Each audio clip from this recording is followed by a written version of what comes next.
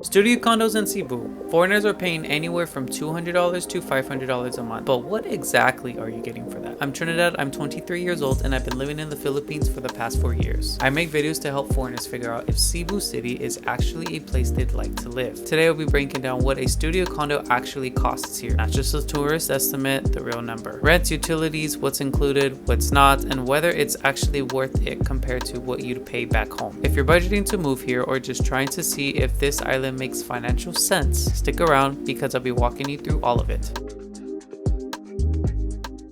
Here are my honest thoughts about the studio inside of Grand Residency. For starters, when you first get in, it's not the best impression. These towers are a bit older. They were turned around in 2016, and these are in the East Towers. The North Towers, however, are the most newly developed towers. That gives you like a 10-year gap between the East Towers and the North Towers. But when you walk into the actual studio itself, I feel like it's too crammed. It is 21 square meters after all, which is the smallest unit that we have to look at in this video. The common areas such as the lobby, the hallways, and also the elevator did feel out of date. I have been to the ones in the North Tower, I think maybe around sometime last year, and there were a lot of improvements from the East Towers compared to the North Tower. So if you do end up living at this condominium, please try to get the ones inside of the North Towers A and B. Plus you are closer to the amenities. I feel for the East Towers you have to walk a bit to get to the gym and also the pool. And it really doesn't feel premium as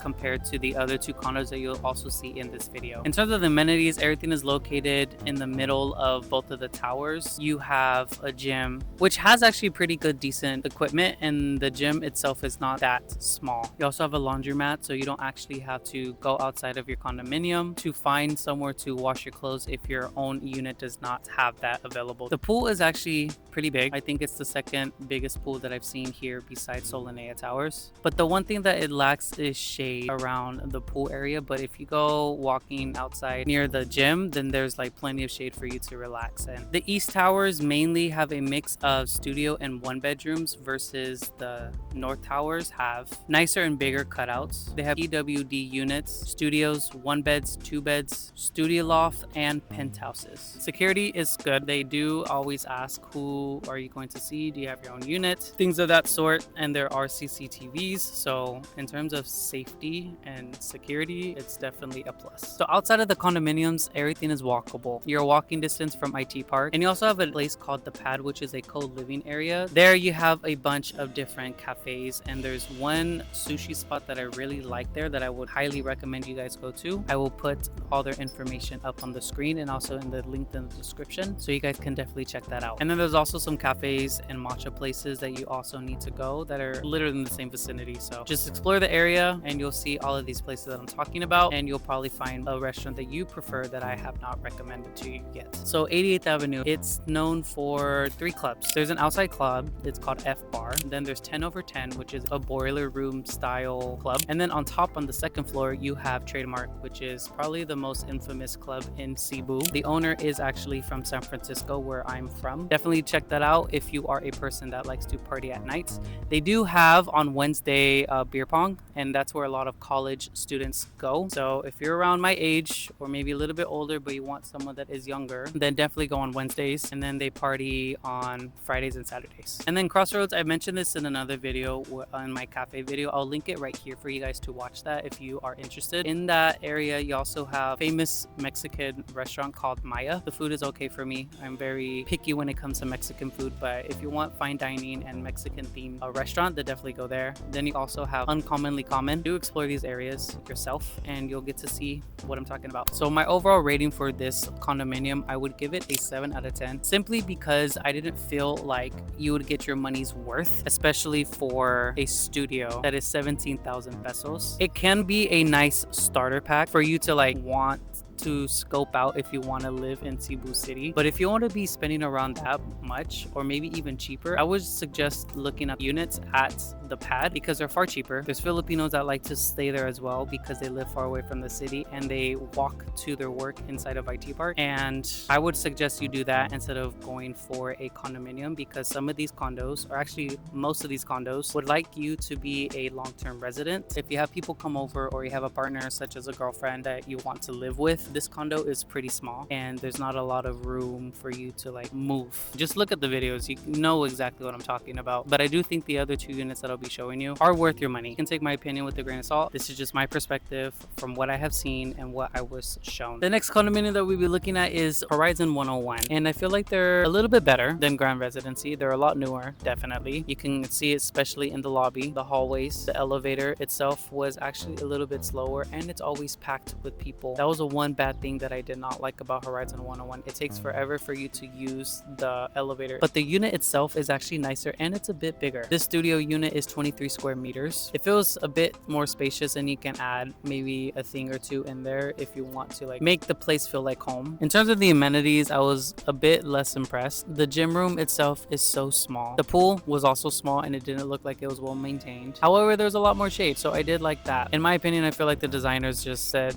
we're just gonna leave it like that. They can do whatever with it. And you're paying a little bit more, $400 per month for one studio. And the amenities that you get aren't just justifiable for that price, in my opinion. If you don't like how the layout of the studio is, but you like the location where Horizon 101 is, they also offer 1 bedrooms from 35 to 45 square meters and 2 bedrooms for 41 square meters to 60 square meters. So they have bigger cutouts if you are interested in still wanting to live in Horizon 101. At the base of this building, you have a cafe, you have a 7-Eleven, and then you have other surrounding restaurants. You have a grocery store that's also walking distance. If you're like me and think that the gym is too small and it lacks a lot of equipment, there is actually a gym that's walking distance from the condominium on the other side of the street. I don't know how much they pay, but you guys can definitely check it out. And also in the surrounding area, you have a bunch of food options. You have burgers from The Social. You have Wingers, which is the equivalent of Wingstop in the States. But if you don't like that, then there's another one that's closer to Baseline that's also walking distance. It's called Boss Manok. I prefer that than Wingers. It's unlimited wings, freaking cheap. I think it's $7, which is 350 pesos. Unlimited rice and wings. Insane deal. You definitely can go check it out. I will link that also in the description and also show it to you on the screen what it looks like so you guys can have a reference. And I think the biggest selling point for Horizon 101, this is based off of my opinion, guys, I don't want anyone to get offended, but I think it's because it's near Mingo Avenue or Osmeña Circle. It's kind of like the red light district of Cebu, so that's all I'm gonna say right there. Horizon 101 is also on the main road, very accessible for you to flag down a taxi. My overall rating for this condominium is 7.5, simply because the amenities, in my opinion, do not justify how much you are paying for a studio or even a 1-bed or even a 2-bed. But if I was a bit older and I'm looking at the perspective of someone that is like 10 to 15 years older than me, then it's probably looking around a 9 out of 10, because you have everything that you want. You have women that you can go talk to, you have good classic American food that you want to eat, and the amenities are decent enough for me to relax in the pool and also go in the shade if I want to take a nap. The last condominium that we are looking at today is Solana Towers, specifically the 4th tower. This one just got turned over in 2025, so it's fairly new, and I've been to the other 3 towers prior to the completion of Tower 4, and I could say that the finishing touches from the lobby to the hallways to the elevator and the unit itself are pretty premium. They feel nice to live in, to walk through, to experience the luxury feel. I've been living in Solana Towers for 4 years and the security is pretty good. They always ask if it's a new person that they aren't familiar with, what unit are you from, or if you are a visitor. If you are a visitor, then they make you sign in with your name, and then you have to trade in your ID for a visitor pass, and then once you leave, then you switch it so they know that when a person comes and leaves the towers. And that's for each tower. There's gates in every single entrance, so security is definitely not an issue. For me, I think the biggest selling point for Solana Towers was the pool. But then again, you have to take into consideration that this pool is shared amongst all 5 towers, so it does make sense why it's so freaking huge compared to all the other condominiums that I have visited here in Cebu City. Not only do you have a nice pool, you have a spacious gym, you have a dance room, you have a game room, you have a theater room, lounging area, function rooms, and then you have 2 garden areas. It is pet friendly, and then you have a sky deck on the 25th floor. Besides all the bells and whistles, you also are located, geographically speaking, in probably the most most perfect location. Because if you think about it, you are across other types of condominiums. You're on the main road where a lot of jeepneys, buses, taxis, and motor taxis pass through. You are right across Ayala Malls, which I have been mentioning in my videos that it has everything from shopping, the cinema, hardware store, clothes shopping, shoe shopping, grocery stores, an abundance of restaurants to choose from. And these studios are the biggest out of all three of the studios that you just seen in this video. But if you don't want a studio and if you want to upgrade for something a little bit bigger, they also offer 1 beds, 2 beds, and 3 beds. The 3 bedrooms have a large balcony, but it's only located on the 7th floor. But other than that, like, you have all of these amenities. I don't think any other condominiums here in Cebu City have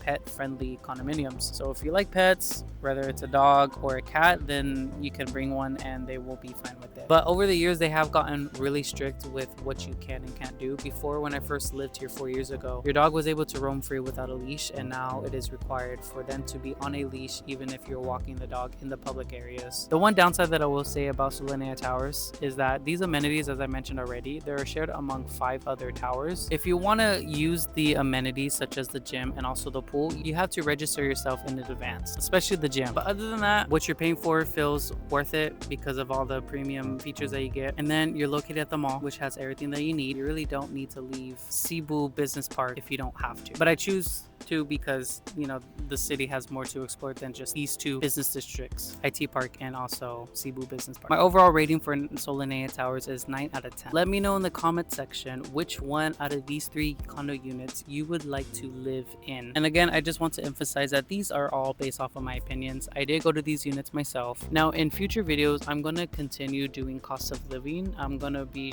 also showing you guys 1 beds, 2 beds, and also more of the high end, like the most expensive you could pay for living here versus the cheapest. And then do also let me know in the comment section what else you guys want to see. Also, like and share this video because it does help push my videos out in the YouTube algorithm. And on top of that, with everything else, I also want to give you guys a huge thanks for supporting my channel. I love all of the comments that you guys leave me. I read every single one and also comment back. So if you guys do have any questions, you guys can feel free to tell me in the comment section and or privately message me. And as always, see you guys in the next video.